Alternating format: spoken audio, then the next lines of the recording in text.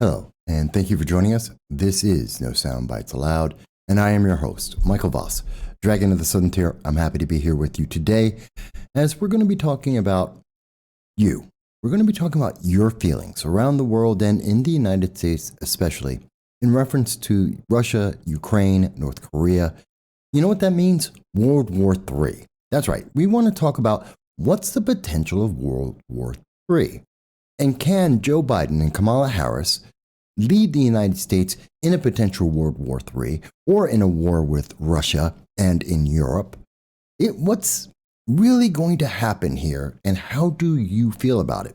We have a couple of polls we'll show you that will try and highlight the answer to that and give you some insight into the future. But before we get started, we do want to mention that if this is the first time that you are seeing our channel, we welcome you and we thank you for joining us. We want you to know that we do long-form political commentary here. And every Sunday at 2:30 p.m. Eastern Standard Time, we do a live stream with you.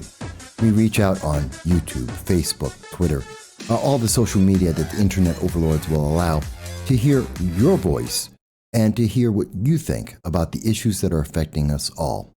And regardless of whether your government agrees or the social internet overlords agree, you have a right to free speech anywhere in the world. And so we hope you share that with us every Sunday at 2:30 p.m. Eastern Standard Time. Now let's get to the issue at hand. I mean, it's the big news in the world right now. In fact, this has been the big news for a really long time. There is an immense amount of fear that has been surrounding everyone in the world for the last 5 years, maybe 6, on is there going to be a war?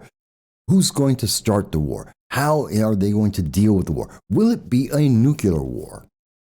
We've been hearing these questions a lot, and the anxiety around it has been going up and up and up.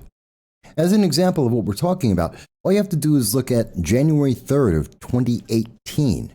And the news media was more than happy. CNN was more than happy to come out and tell you, we're going to war with North Korea. Donald Trump is going to lead the nation to war.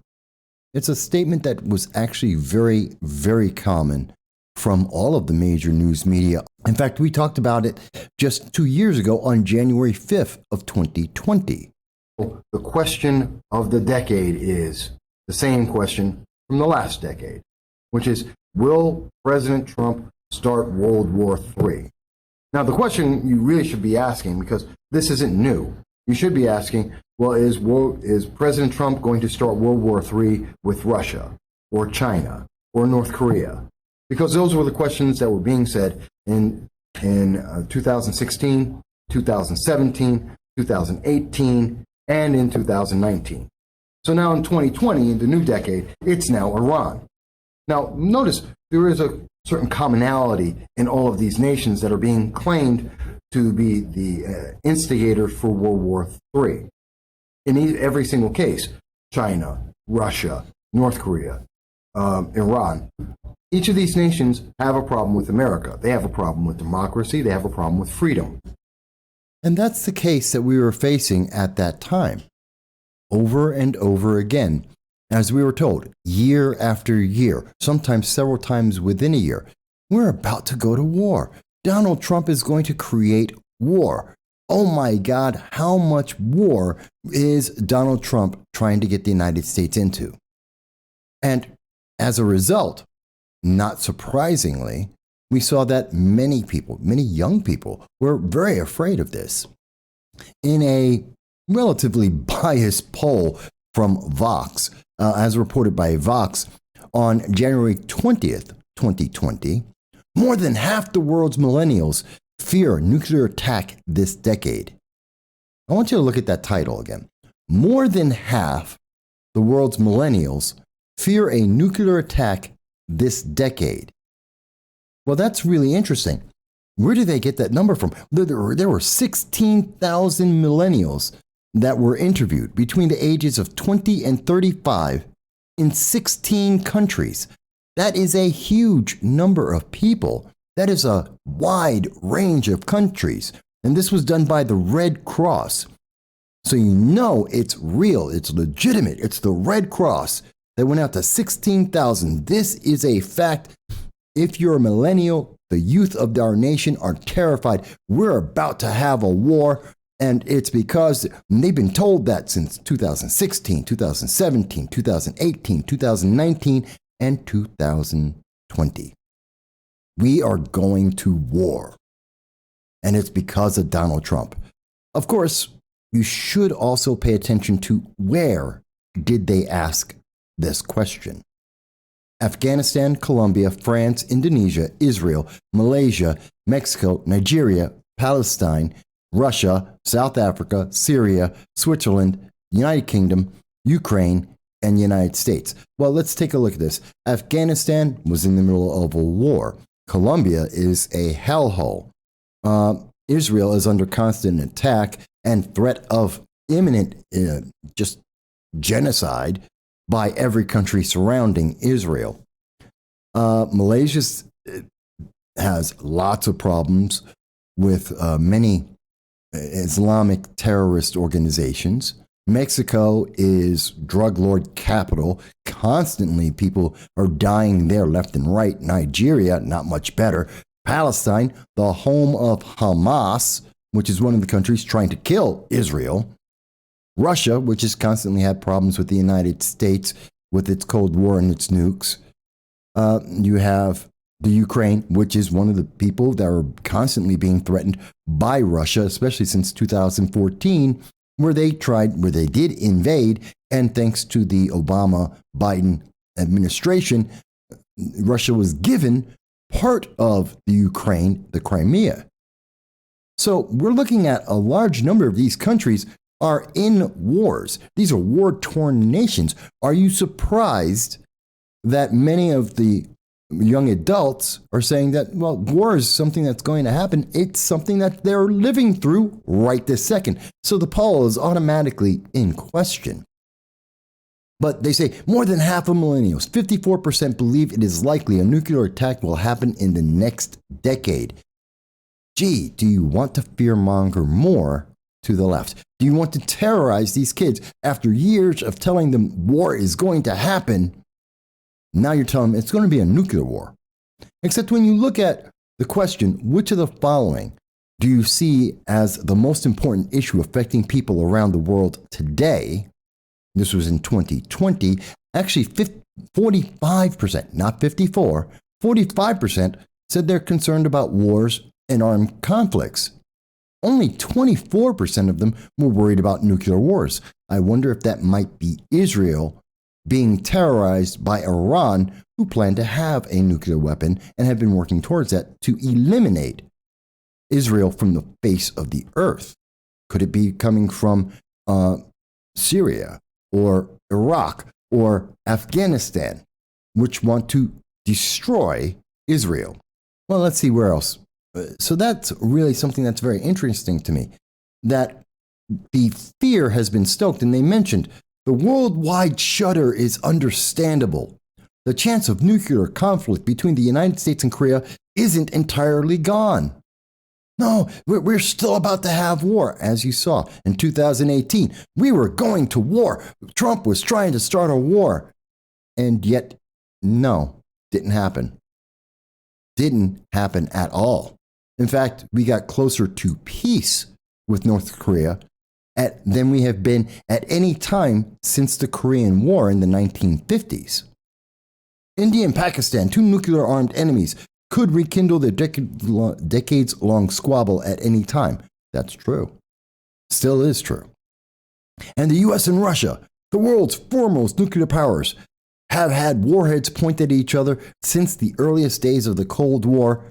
And yet, other than with President Kennedy, Russia hasn't been pushing forward whenever there is a strong president in charge. Weak presidents, that's a different answer. So this is a very tense environment. And for someone who's young, all they're being told is, you're going to go to war. And in particular, they're being told, if the Republicans are, you're going to go to war. Don't mind the fact that when you were told that Trump was going to start a war, Republicans were going to start a war with China, didn't happen. when you were told about North Korea, Iran, when you were told about Russia, throughout the entire Trump administration, it never happened. In fact, Trump didn't have any new wars start. That's something that President Obama can't say. Matter of fact, President Trump is one of the few presidents that can actually say in modern history that there were no new wars started. You can't say that. Well, you can say that Biden hasn't been in a war, but to say that there has been no conflict, well, we only need to look to Afghanistan for that. In fact, the fear has been going even higher because we find out things like there was General Miley who went behind the back of the president to speak to China to circumvent the chain of command that he is obligated to follow, to reassure our enemy, China, and to encourage the enemy. A treasonous act, we believe, and it should still be charged. So again, we're telling these kids and we're telling the world, we're close to war. Look, we're so terrified because Trump was leading us towards war. Generals had to commit treason. But that was okay because it was for the left. They were committing treason against the right, against Republicans, because we're so close to war. Except when you reflect on it, no, we really weren't. Yes, there were tensions, but there have always been tensions between China, Russia, and the United States and many of the countries. That's decades long. But they weren't escalating. And in fact, many of the nations de-escalated. When Russia took over the Crimea, that was in 2014, that was under the Obama administration, and then they backed down. Same thing with Georgia when they took that over, also during the Obama administration, and during Trump, they backed down. And we saw China didn't threaten to take over Taiwan during the Trump administration. We saw that North Korea stopped firing missiles under the Trump administration. We saw that Iran, as much as they were upset, had less funding for global terror because the Iran nuclear deal was stopped, which lowered the net global terror in the world. Things got stable. Now, I'm not saying that you have to love President Trump. That's not the point. But the point is, the fear that was ratcheted up wasn't justified. We didn't have events that equated to what we were being told we should be terrified of. But the terror didn't go away because the problems didn't go away. And that brings us to just 2 days ago, when we announced ahead of the entire major news media the very simple fact that the conflict in Russia was getting worse. The Biden administration has completely failed, much like they failed in Afghanistan. They handed over Afghanistan to the Taliban, a recognized terrorist organization, and abandoned somewhere between 479 and 2,000 Americans, proving that the Biden administration lied to Americans to their face when he said it was only 100 people who were abandoned. Mind you, no Americans should have been abandoned, but it was actually more than 400% more than what Joe Biden told the American people. In fact, to this day, he still hasn't admitted how many people he abandoned in that country to the gentle care of terrorists. And now that same administration is negotiating with Vladimir Putin, someone we were assured he had control. He had the balls to stand up to Vladimir Putin and to call him a killer, not to his face, and to say that the United States is strong. And we're so strong that when Secretary Blinken and when Biden have talked to Russia, Russia doesn't care. And then the United States is evacuating its personnel from the Ukraine. And as we reported ahead of all other news media on Sunday during our live stream, we pointed out to the fact that the United States State Department is doing the same thing it did in Afghanistan.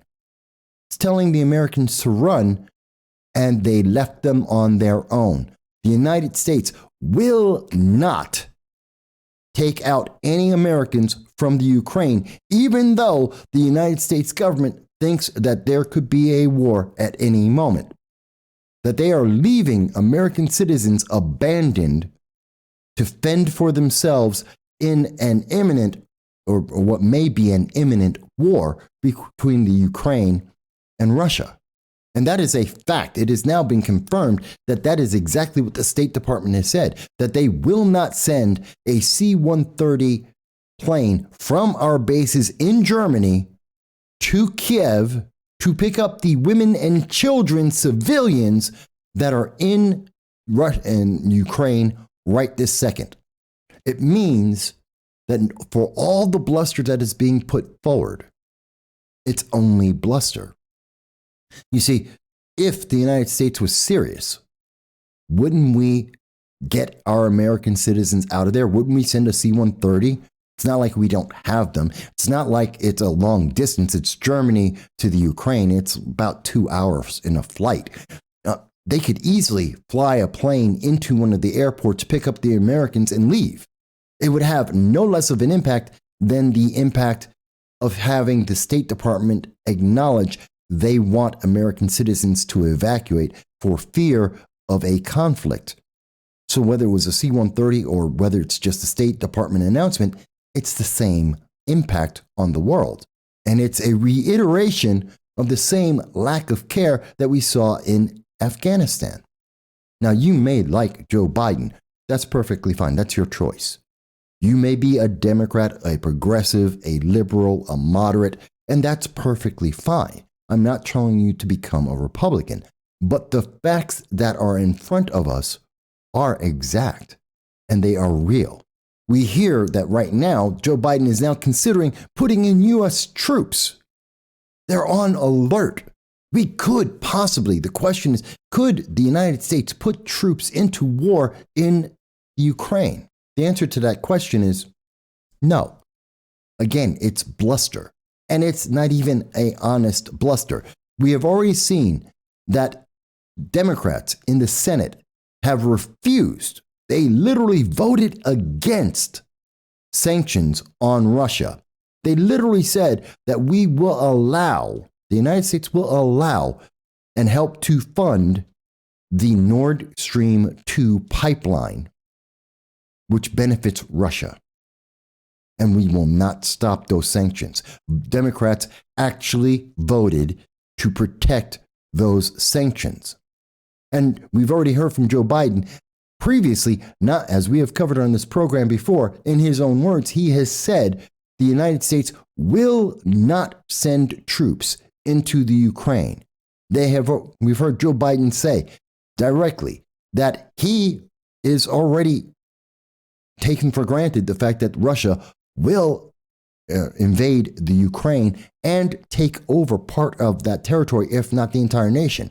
We know since December of 2021, that Joe Biden has already said that the Ukraine should appease Russia and give up some of its lands, that was its main international policy.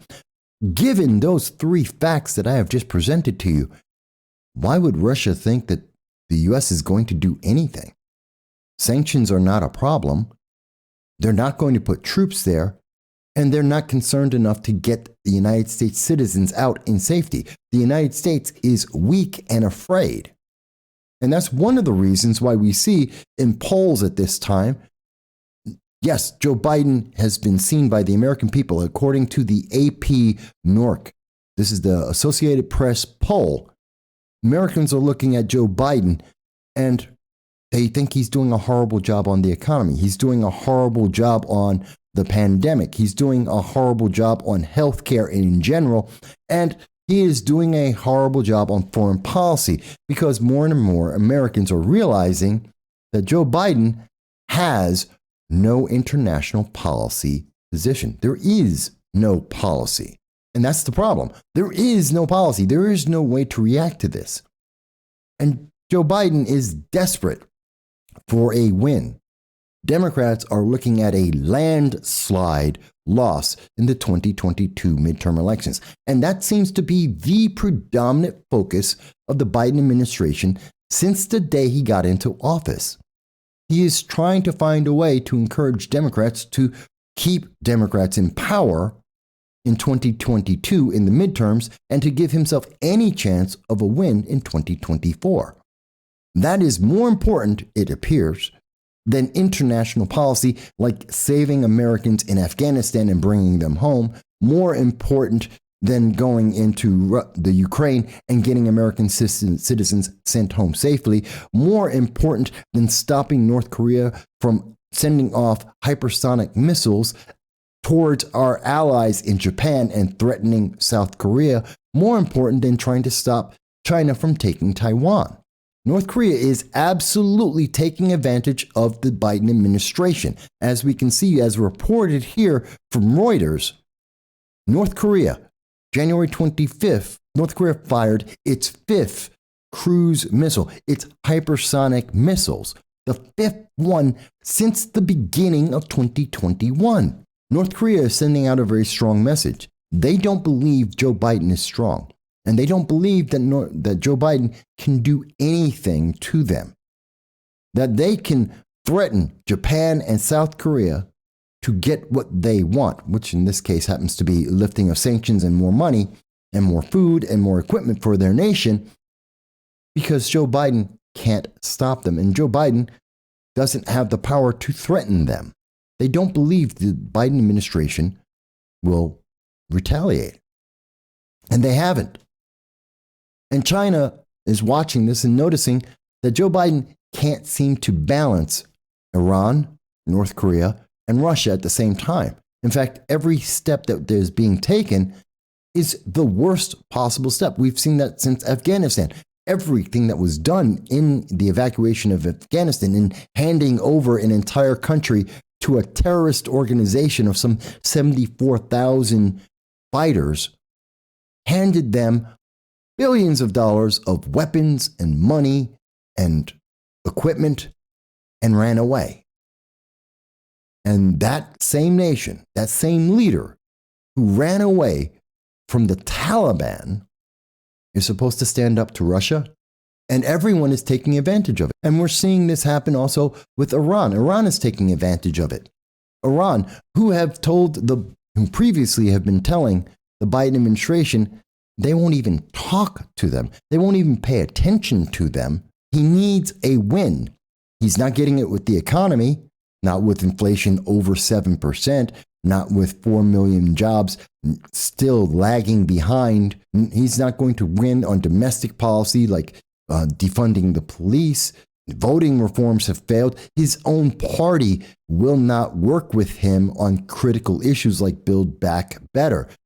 You want to redo the Iran nuclear deal, a deal that then Secretary of State John Kerry in 2016 funded global terror around the world. Yes, we'll have a conversation, and you'll lift all of the sanctions. You'll give us all that money back so we can create more global terror. And if you have been following this issue, as we have, and if you've been following what Iran is saying internally, as we have, Iran continues to say that whether or not there's an Iran nuclear deal, they're going to make a nuclear weapon. And that the Iran nuclear deal will not stop them from creating an ICBM, an intercontinental ballistic missile, which would allow them to drop nuclear bombs on Israel, on Europe, and the United States. Iran doesn't care if you're a Democrat or a Republican, whether you're a moderate or a conservative. They don't care if you're a progressive. They don't care about any of those issues. You don't believe what they believe, and therefore you need to die. They have said that over and over again. And we should take them at their word because they have funded global terror. They have funded terrorist organizations that have attacked and killed American citizens based on that belief for decades. Only a fool wouldn't believe them when they say they're going to keep going. So this all brings us to the question again. So are we getting closer to World War III? Let's make it easy. Do you really think that Joe Biden, who is so afraid of war, of being a wartime president, who wants to be seen as a peace-loving man, do you think that individual in 2022, when he is so desperate to help his party win the 2022 midterm elections, do you think he would actually start a war and be labeled a warmonger by his own party that are desperately against starting a war? Do you really think he would do that, especially with a country like Russia, which has nuclear weapons and therefore the potential of nuclear war is on the table? Do you think the same generation who are now voters, who are told in high school and in college in 2016, 17, 18, 19, and 20, they were told they were on the edge of a war, who were told that within 10 years they could be in a nuclear war? Do you think that those voters are going to come out and vote for Democrats when the leader of the Democratic Party, Joe Biden, makes a decision to start a war that could potentially actually create that nuclear war they've been warned about? He won't put troops in the Ukraine. We strongly believe that. But here's the question. What do you believe? What are you thinking about the Ukraine? Well, here's the YouGov poll. And we just took this poll. One poll, as you will see on the left, on the right, is our true belief, which is we have been following the issues with Russia and Ukraine very closely. On the left of the screen, you'll see these are the poll results when we answered everything exactly the same. The only difference is we said we were not closely aware of or following what's happening in Russia and Ukraine, which most Americans, well, many Americans, seem to be. So we're going to compare it side by side for you to see what Americans think. And again, I'm going to ask the question after that. Do you think World War III is possible? And can Joe Biden lead America through a World War III or even a much smaller regional war in Iran, in the Middle East or Southeast Asia or in Europe? So here are the results. So the very first question in the poll, there is increasing talk of a Russian invasion, with reports that Moscow has amassed over 100,000 troops on its border with the Ukraine. Russia has denied plans for military action. Do you think that Russia will invade the Ukraine? We answered, yes, it will. And those who have been following this issue, 72% agree with. Only 11% who have been following this issue think that it won't. For those who have not been following this, 72% believe that Russia will still attack and try and take over the Ukraine. This next question, which is, based on what you know, who do you think is more to blame for the situation in the Ukraine? Again, on the right, we see that 79% of those who have been following the developments, the news, Russia is to blame. Looking at those who have not been following this, they also agree. 79% agree Russia is to blame.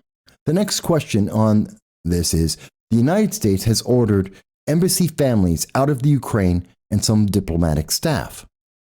Is it the right or wrong decision for the U.S. to withdraw non-emergency diplomatic staff from the Ukraine? Well, as we showed you and as we covered in our live stream on Sunday, that's not entirely correct. And the way they're purposefully misleading people on this question, because the real question is the United States has ordered embassies to find a way out of the Ukraine. The United States has abandoned these American citizens, which is a different thing than saying then they have ordered them to leave, because they said, get out the country any way you can, but the United States is not getting them out. There is a difference in that question, and we believe it is critical. YouGov does not. The YouGov poll says that, and so for Americans who have been following the news on what's going on in Russia, 84% believe it is the right decision for the United States to get non-combatant civilians out of the Ukraine. Equally, 84% of those who have not been following this say that. Although we wonder, what would people think if they had to ask the question, do you think it was right for the embassy to abandon those families, those children in the Ukraine? We'll never know because YouGov won't ask that polling question. In fact, no poll will ask that. The next question is, let's talk about what the U.S. should do if a Russian invasion of Ukraine happens. Antony Blinken, the Secretary of State, recently stated if a single additional Russian force goes into the Ukraine in an aggressive way, as I said, that would trigger a swift, severe, and a united response from us and Europe. That statement was made immediately after Joe Biden saying that it was a foregone conclusion that Russia will start a war in the Ukraine and try and take its land. And it's amazing that over and over again, whether people have been following this a lot or following it a little, we get the same answers. 76% of people agree, regardless of their point of view, that the United States should impose sanctions. The same United States government that the Democrats have refused to impose sanctions. They have already done the vote. They should seek to stop the conflict by political means, such as negotiations, which are ongoing right now. So the threat of sanctions are not serious and not a factor to stop Russia because we've already been saying that for 2 months. And we have already been doing political negotiations, and neither Blinken nor Biden, no one cares. And Kamala Harris is nowhere to be seen. She's not involved in this process at all. In fact, it's so bad that the United Kingdom are sending diplomats into the Ukraine to take the place of the United States to try and get some effective actions. The next step that everyone agrees on is that the U.S. should send weapons to the Ukraine, which we've already done. We sent over $200 million worth of guns and anti-tank weapons, which have done nothing. We sent them this week. They are in the Ukraine right now. While these are, and I agree, these are steps that we need to take, we really need to send in missile systems and large artillery and heavy weapons to seriously threaten Russia with a conflict that they cannot win. And we should send financial aid to the Ukraine. Again, a step that we are already doing. But does anyone think that we should actually send in troops? No. The next question on this is, do you think Joe Biden is capable of leading the United States through a military conflict with Russia if it emerges? This is an important question because is Joe Biden a good military leader? Does he have a military that supports him? Well, we already know that General Milley is fickle. He won't support the United States. He won't follow the chain of command. He's already broken that. He's already proven that. And the Biden administration kept him. So we have an unreliable general. And we have generals who allowed and followed the failure that was Afghanistan. So is Joe Biden capable? Is he capable enough to lead the United States in a war with Russia? 39%. Whether you've been following this or not, only 39% of Americans think he would. 57% agree he wouldn't. Now, mind you, this is here in the poll, the only time that they want to tell you, this is unweighted. Don't take this seriously. This isn't an official poll. But that just tells you the poll is based on what they want people to believe and not what people actually think. If Russia does invade the Ukraine, do you think the West, NATO, will go to war against Russia? No one thinks that's going to happen. 47% say no. How about this? If the West and Russia do end up in a war over the Ukraine, do you think the West should ever use nuclear weapons? Now, this is a much bigger question than you may think, because this is the deterrent. This is the question that would stop Russia from moving forward. This is the question that China wants to understand how Americans feel. if Americans are willing to use nuclear weapons, well, that is a major deterrent. 7% said yes. If we're in danger of being defeated, we should use nuclear weapons. 17% said yes, but only if Russia uses nuclear weapons first. And 71% said that no, we should never use nuclear weapons, no matter how well informed they are about what's happening. 71% of Americans said there is no will to use a nuclear weapon, which means the most important deterrent to war does not exist. Does not exist. The American people do not have that will. Joe Biden is not inspirational enough to make people confident that that threat should be made. Not that that should be done, but the threat should be made to deter another nation. If Russia and the West, NATO, go to war over the Ukraine, do you think it will spill over into a new world war? Is World War III on the table? 47% say yes. These are live results that we took side by side just to see what the results. And the United States people are very much in line. Is World War III on the table? If we're looking at the United States in comparison to 2016 through 2020, we are far closer to that nuclear war we were promised than ever before. The reality exists now in a way it has not existed since perhaps 2014. We are on the edge and on the verge of at least a regional war on the very edge of Europe, our allies, our friends of many decades, if not centuries, that affects our economy as well as our people. If Joe Biden and NATO are willing to actually stand up to Russia and just not give away the Ukraine, as the Biden administration has already suggested, they have already offered to give that up.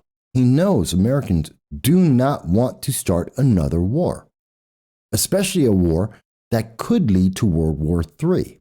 And he has no skill at leading our military. We've seen that. That's Afghanistan.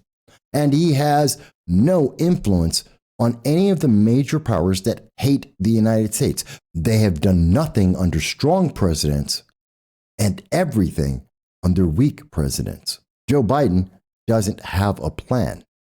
And Joe Biden doesn't have a threat. Not when he's more concerned about whether the United States will win the 2022 election than he is about whether or not the United States will be secure. So to the question, is World War III likely? Probably not. What is likely are regional wars. Wars that will happen in the Middle East, Southeast Asia, and in Europe. That is very likely. And it's likely that they will happen one after the other. And because they'll be happening at almost the same time in a large swath of the world, it will feel like World War III, but it's not, because it's not unified. It's not one issue enveloping the world. It's just three regions all lighting up into flame at the same time. And because it's not a world war, there's no one answer. There's no one way to resolve this. The issues with China and Taiwan are completely separate from the issues of North Korea and Japan and South Korea. The issues with Iran and its global terror initiative are separate from what we're going to see happening in Northern Europe with Russia and Ukraine, Poland and Germany. They're not the same. The issue is completely different. And so there is no one fix.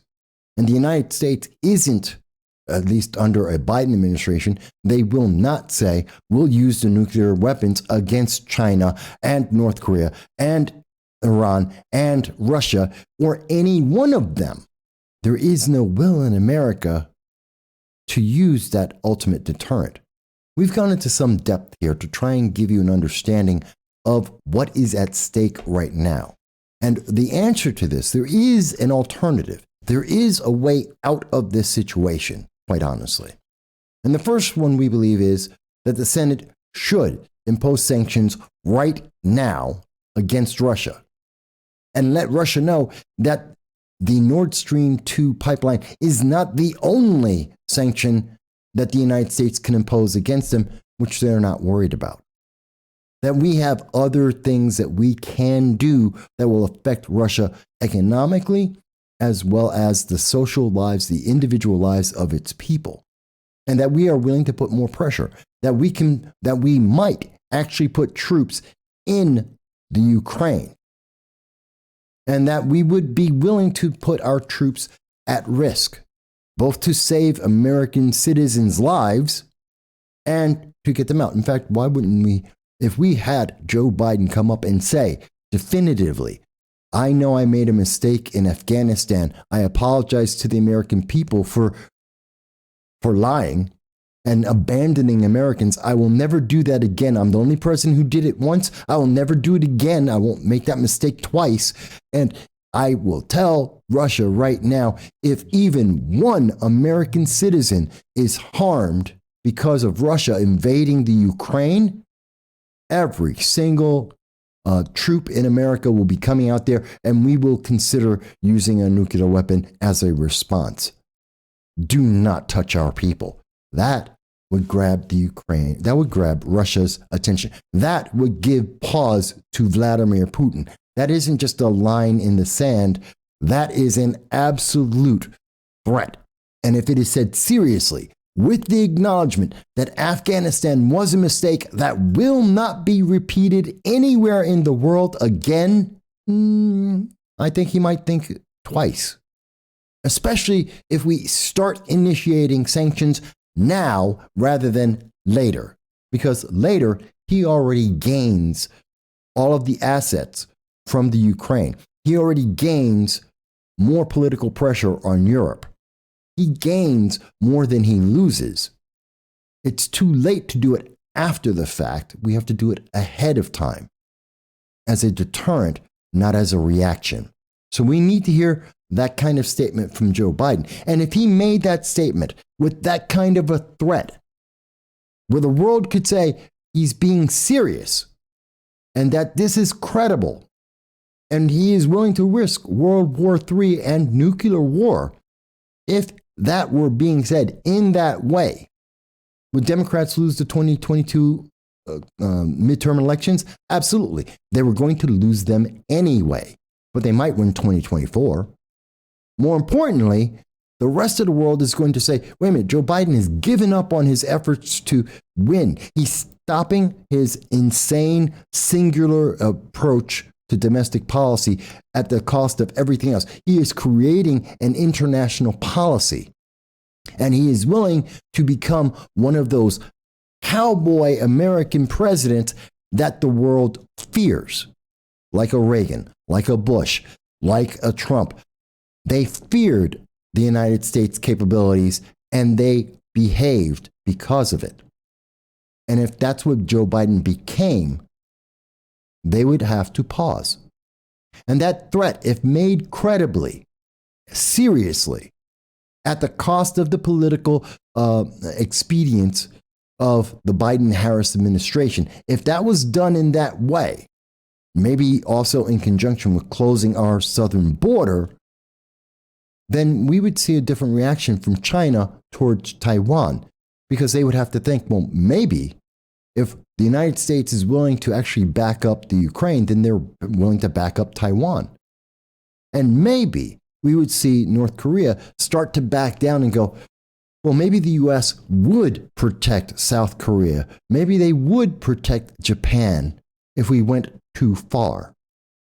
Maybe we should have that conversation with the United States that they have refused to have at this time, because the United States might do something that they cannot live with. That the United States, even if we made the Iran nuclear deal, would not allow Iran to fund global terror around the world as they did in 2016.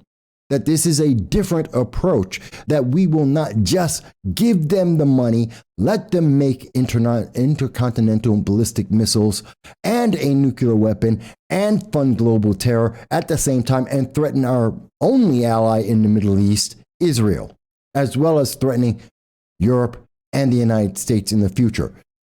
This is the answer. If this is not done, we will see the Biden administration make a bad deal to reignite the Iran nuclear deal. We will fund global terror once again. We will see China and North Korea continuing to pressure the countries in Southeast Asia, which will affect the ability of getting exports out that are absolutely desperately needed by the United States, that we no longer have the capability of making because we switched from a manufacturing economy to a service economy. That's what we think. These are the things that we see, and this is the conclusion that we come to based on the facts that we have shown you and many, many others as well over the last 2 months. This is an involved and important issue. There are many facets to it. And I know the mainstream media love to try and ask you, and actually to tell you what to think about it in a minute and a half, which is impossible. No one can intelligently cover all of these issues in a minute and a half. We've taken more time. We appreciate and thank you for being here with us. So now we ask you, what is your thought? What is your reaction?